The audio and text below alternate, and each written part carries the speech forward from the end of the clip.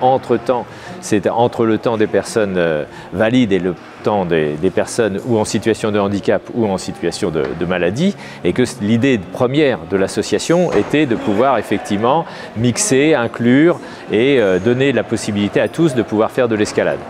Ce que je peux ajouter, c'est que ça rentre tout à fait dans la dimension associative et donc dans le montage de cette salle qui est un peu particulière puisque c'est une salle de grande dimension mais qui est gérée par une association, et donc c'est l'ensemble de l'association et des personnes qui concourent à son soutien, au soutien de l'activité, pardon, qui fait que, notamment pour le sport santé, il y a une commission santé et qu'on travaille ensemble, y compris avec les personnes qui ont bénéficié de ce cours. Voilà. Pour refaire un peu l'historique de la chose, on a une association qui a été créée au départ autour du handicap.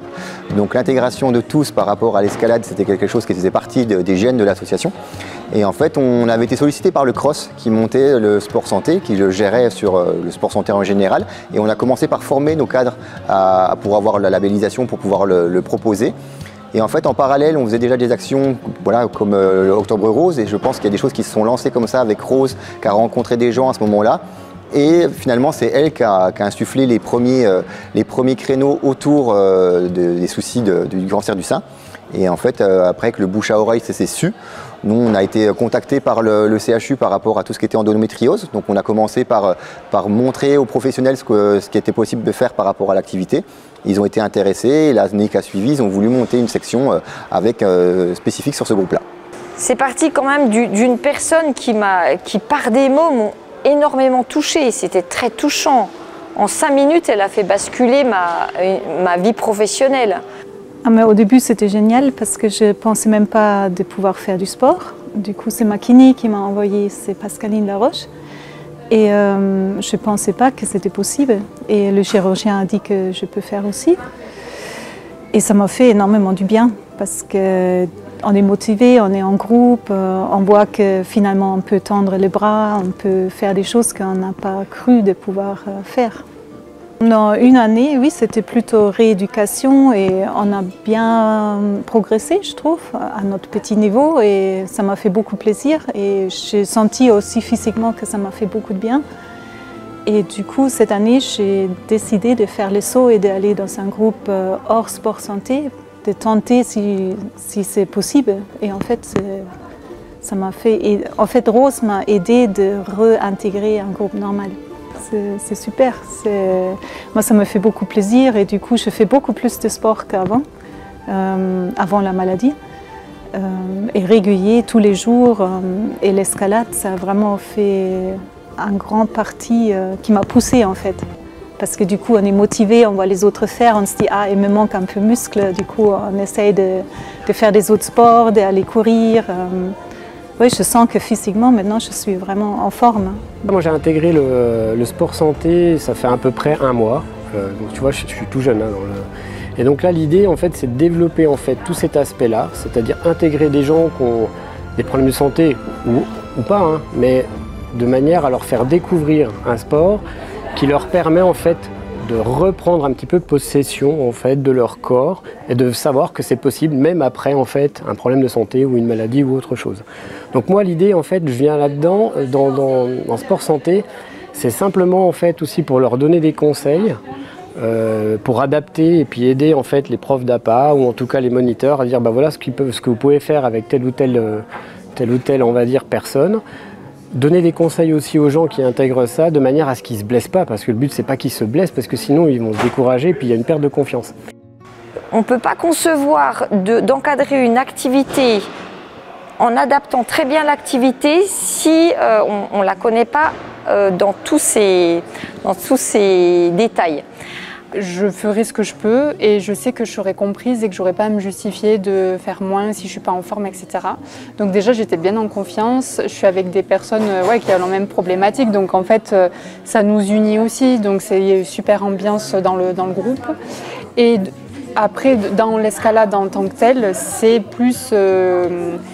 en fait, j'aime beaucoup ce que ça développe aussi autour du mental, c'est-à-dire être dans le moment présent parce qu'on n'a pas le choix que d'être juste en train de penser à ce qu'on doit faire, quelle prise on doit attraper, etc. la confiance en soi que ça développe aussi, parce que du coup, c'est... Comment dire ? On est fiers en fait, juste quand on se lance un challenge et qu'on arrive par exemple à faire la voix. Et voilà, en gros, ça sert dans la vie de tous les jours aussi, en fait, je trouve. Ça aide pour la concentration, ça développe aussi une façon d'être, et puis ça me plaît beaucoup. Voilà. Le sport santé, donc, on essaye justement de faire connaître ça à tous les médecins de Franche-Comté, en tout cas, puis le sport santé, c'est national. L'idée, en gros, c'est quand tu as un patient en fait, qui a un problème de santé, tu dis, tiens, le sport, en plus de la kiné, ça pourrait être très très bénéfique pour lui. Donc là, en fait, on rédige un certificat médical d'aptitude à la pratique sportive, sauf que ce certificat-là, il est un petit peu particulier. C'est pas comme les certificats de non-contre-indication. Par exemple, tu veux faire une course à pied de 10 km, tu veux faire un 10 000, je te dis, c'est bon, tu peux faire ton 10 000, il n'y a pas de souci. Là, l'idée, c'est de dire, voilà, moi, je suis le médecin, en tout cas traitant du patient, je le connais bien, je sais ce qu'il peut faire, je connais son problème de santé. Et donc, dans le certificat, on va mettre tout un tas de limites. C'est-à-dire, par exemple, on va le dire, lui, on va le limiter en vitesse, parce que je sais qu'il ne va pas pouvoir aller très vite. On va le limiter en puissance, ou en amplitude, ou en force. Et donc ça, on note toutes ces caractéristiques-là sur le certificat, de manière à aider le professeur d'activité physique adaptée ou le moniteur à adapter son activité en fonction des recommandations du médecin. Donc pour adapter le mieux possible mes séances aux pratiquants et pratiquantes, je ne suis pas censée être au courant de la pathologie. Quand on discute, le pratiquant, la pratiquante peut me dire sa pathologie. Mais c'est surtout l'ordonnance médicale qui va me donner les limites à respecter absolument. Donc la procédure, donc nous, quand on est donc le médecin il repère le patient qui peut bénéficier de ce dispositif-là, on lui rédige son certificat, on lui remet.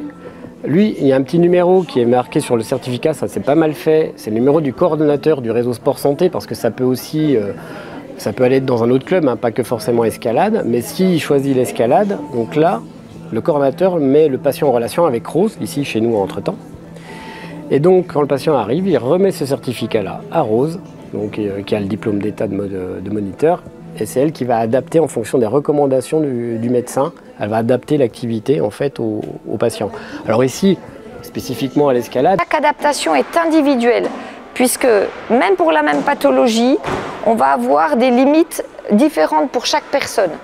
Donc ça, en fait, c'est pour ça que les groupes sont réduits avec un... Quand je viens à ma séance, les jours où je suis fatiguée, quand je viens à une séance, ça va faire un petit peu comme Maître Yoda, tu vois. J'arrive, je suis un petit peu brinque-ballante et avec l'énergie qui monte, voilà, on se challenge, on se dit bon allez, je vais encore plus loin, allez, j'en fais encore une autre et ça fait du bien.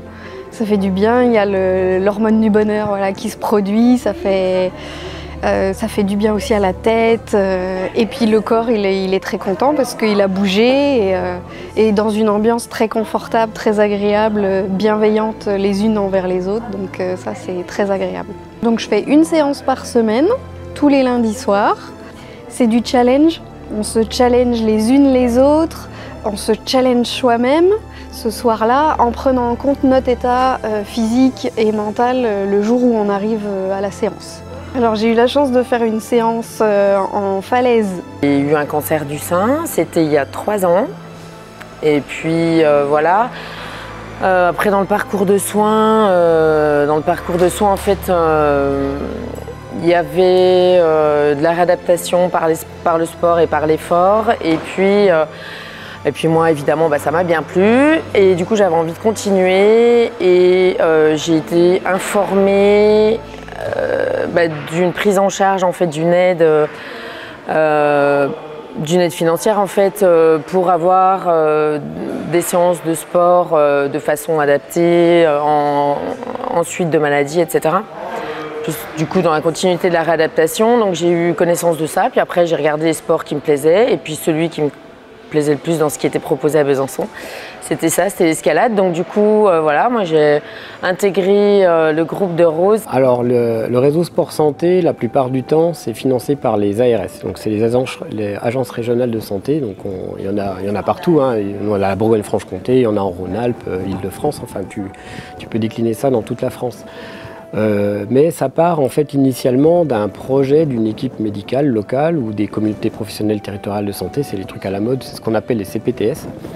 Le sport de façon adaptée, moi déjà j'en ai fait sous différentes formes. Alors j'ai fait l'escalade, oui, mais auparavant j'avais fait à l'hôpital, à la maison des familles, il y a de la marche nordique qui est proposée. Maintenant il y a du pilates, il y a de la boxe, enfin bref. Souvent dans le cadre du cancer, c'est essentiellement du sein, mais pas uniquement, de différents cancers. Et donc en fait, de cette expérience, de toutes ces expériences-là, c'est le fait d'intégrer un groupe en fait. Et parce que du coup ça nous sort de l'isolement, et l'isolement c'est quand même bien ce qui tue en fait. Voilà, être isolé, du coup on se sent, voilà, ça a un peu pour conséquence plus la dépression, alors que du coup d'intégrer un groupe, voilà, ça tire vers le haut et puis on partage différentes expériences, etc.